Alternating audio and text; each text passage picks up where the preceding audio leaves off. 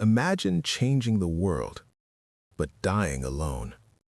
Imagine inventing the technology that powers modern civilization, but watching someone else take the credit. This isn't a movie. This is the life of Nikola Tesla. Born in 1856 in a small village in what is now Croatia, Tesla wasn't just smart, he was different.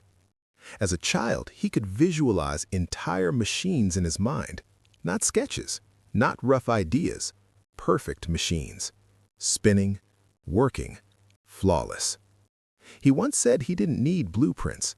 He built inventions in his imagination first.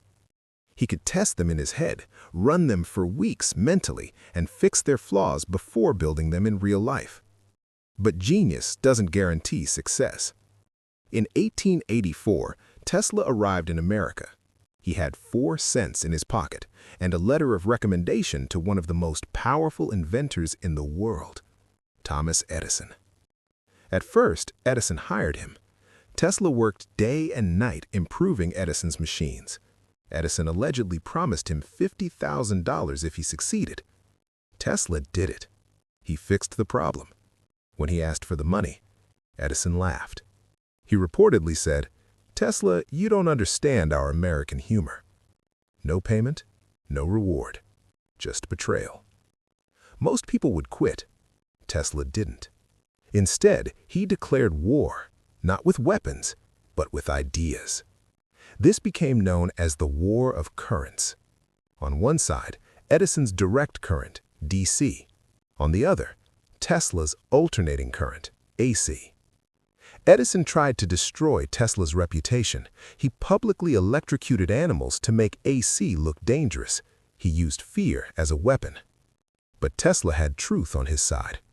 AC was more efficient, more powerful, better for long-distance electricity transmission. Eventually, Tesla partnered with industrialist George Westinghouse, and together, they won. Today, the entire world runs on AC power. Look around you. Your lights, your charger, your city. That's Tesla. But here's the twist. Even after winning, Tesla didn't become rich. Why? Because when Westinghouse was struggling financially, Tesla tore up his own royalty contract. He gave up millions, possibly billions in today's money, just to save the company. He chose impact over income. Let that sink in. He could have been the richest man in history. Instead, he died nearly broke in a New York hotel room in 1943, alone. But here's the part they don't teach you in school. Tesla had over 300 patents. He predicted wireless communication, smartphones, remote controls, even ideas similar to Wi-Fi, decades before the world was ready. People called him insane. They mocked him for talking about wireless energy.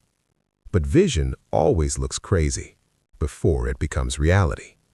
Years later, a company was founded, an electric car company, and they named it Tesla, Inc.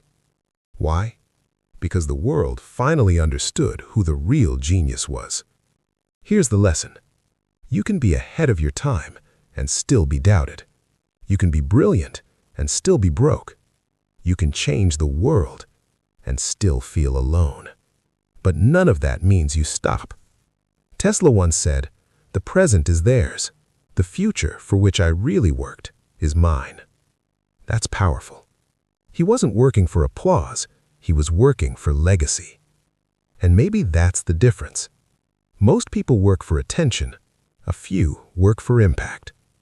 Most people quit when they're misunderstood. A few keep building. Tesla didn't need validation. He needed vision.